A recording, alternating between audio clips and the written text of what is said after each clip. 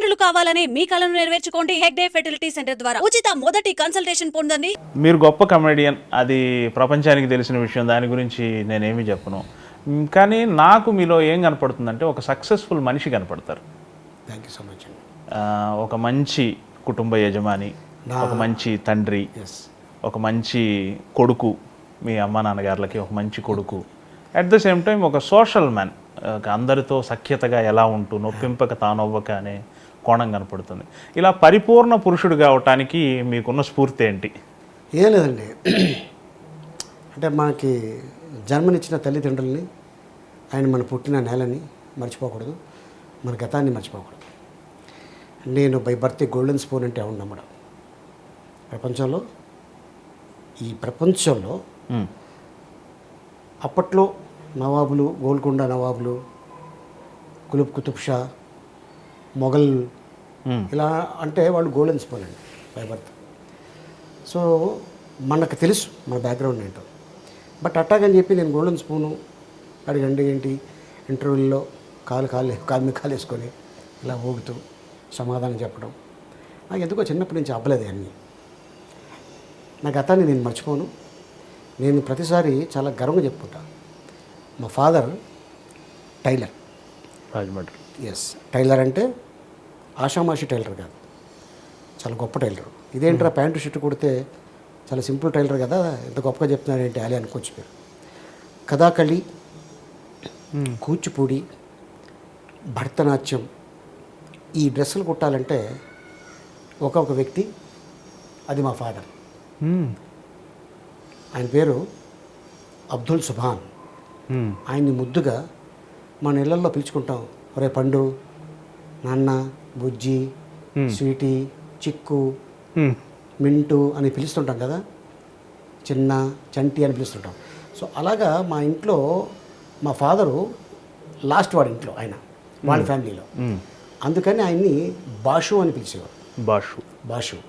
బాషు నుంచి భాష అయిపోయాడు మా నాన్నగారు. ఓకే, భాష అంటే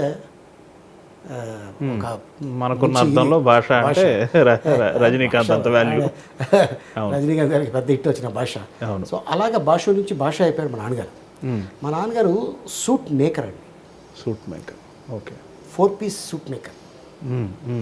4 పీస్ అంటే లోపల టక్ చేసిన తర్వాత టై ఉంటుంది, దాని లోపల ఒక చిన్న ఇది ఉంటుంది, దానిపైన కోట్ ఉంటుంది, కోట్ పైన లాంగ్ కోట్ ఉంటుంది. అప్పట్లో కుట్టించేవారు, అవును, బ్రిటిష్ టైంలో. దాన్ని కటింగ్ చేయాలంటే చాలా కష్టం. ఆ కటింగ్ చేసి మా ఫాదర్ కుట్టి పర్ఫెక్ట్ సైజు వచ్చి ఒక్కసారి ట్రైల్ వేసుకొని వెళ్ళిపోతే ఇంకా సెకండ్ టైం ఏంటో ఎలా కుట్టావు అని ఎప్పుడు కూడా నా కెరియర్లో కానీ మా ఫాదర్ కెరియర్లో కానీ నేను అలా మా నాన్నగారు అనిపించుకోలేదు, నేను ఎప్పుడు వినలేదు. అంత గొప్పవాడు మా నాన్నగారు. అమెరికా నుంచి వచ్చి కూచిపూడి డ్రెస్సులు కుట్టించుకొని వెళ్ళేవాళ్ళు.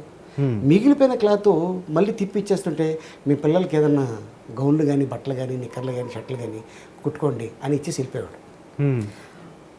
అరే ఇంత మంచి క్లాత్ నాకు ఒక్కడే కొడుకు, వాడికి కుడితే బాగుంటుంది అనుకొని నాకు కుట్టేవాడు. అది నేను వేసుకెళ్తే చాలా గొప్పగా చూసేవాళ్ళు అప్పట్లో నన్ను. నా డ్రెస్ ఎలా ఉండేదంటే సూట్ డ్రెస్సు, మంచి బూట్ ఉండేది, చిన్న ఉండే కదా, సైకిల్ మీద వెళ్ళేవాడు.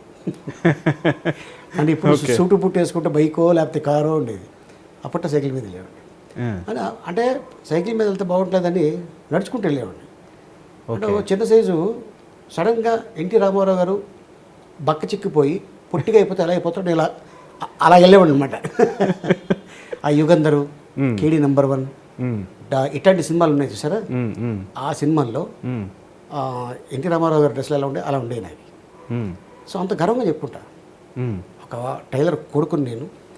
ఈ రోజున ఈ పొజిషన్లో ఇంత మంచి పేరు, ఒక యాక్టర్గా, ఒక కమెడియన్గా, ఒక హీరోగా, ఒక యాంకర్గా, ఇటీవల మధ్యకాలంలో అలీ 369 అని ఈటీవీ దాంట్లో 270 గెటప్లు వేశారు. మా దాదాపు 134 వీక్స్, 134 వారాలు, అంటే దాదాపు 3 ఏళ్ళు కష్టపడితే ఆ కష్టానికి ఫలితం దొరికింది. ఏంటంటే best male anchor 2013, Nandi award వచ్చింది.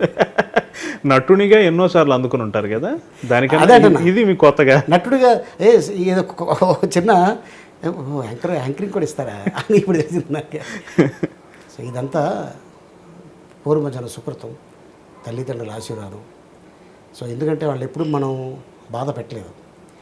నటుడిగా ఉన్నప్పుడు కానీ, నా యాక్టర్గా ఎదిగిన తర్వాత ఎదగనప్పుడు ముందు మనం వాళ్ళని ఇబ్బంది పెట్టడం కానీ ఎప్పుడు అలా జరగలేదు. వాళ్ళు ఎప్పుడు కూడా నా సంపాదన చూడాల, నా ఒక కెరీర్ చూశారు. చాలు, నా ఫ్యామిలీలో ఎంత పేరు సంపాదించిన ఈ లైఫ్ నాకు చాలు అని మా ఫాదర్ చాలా హ్యాపీగా పైలో వెళ్ళిపోయారు. ఆయన చివరి దశలో మీ దగ్గరే ఉన్నారు కదా. ఎస్, చివరి దశలో కూడా ఆయన ఏవో బట్టలు కుట్టి పేదలకు పంచుతూ అలా కాలం వద్దు గడిపారు. అనేవండి. టైంపాస్ కోసం ఆయన్ని కుట్టి మా మేనవాళ్ళ పిల్లలకి, లేకపోతే మా అక్క మనవరాలు మనవాళ్ళు వాళ్ళందరికీ వేసుకోమని ఇచ్చేవాడు. టైంపాస్ ఇంకేం లేదు. మీ కుటుంబం మొత్తానికి కూడా మీరు చాలా ఒక పెద్దగా నిలబడి చాలా చేశారు. మీ బ్రదర్స్ అందరికి కూడా మీరు చాలా స్ఫూర్తినిచ్చారు కదా. ఎస్, బాగుంది, చాలా సంతోషం. అంటే నాకు ఏంటంటే నేను 15-16 సంవత్సరాలు ఫాదర్ మదరు నాతో పాటు లేరు, సిస్టర్స్ కూడా లేరు, అంతా ఊళ్ళో ఉన్నారు, నేను ఒక్కడనే చెందేలో ఉన్నాను. ఇక లైఫ్ అంటూ ఇక ఉంటే ఈ ఇండస్ట్రీలోనే తేల్చుకోవాలి నమ్ముకొని వచ్చాం. ఎంత ఏజ్ మీరు వచ్చినప్పుడు మద్రాసు? నాకు 9 years. ఏది మన సీతాకోకచిలుక సినిమా? సీతాకోకచిలుక కంటే ముందు ఇంకొకటి 7 సినిమాలు చేశాను. ఆ సినిమాల్లో చూసి ఏడుద నాగేశ్వరరావు గారు సీతాకోకచిలుకలో తీసుకొచ్చారు.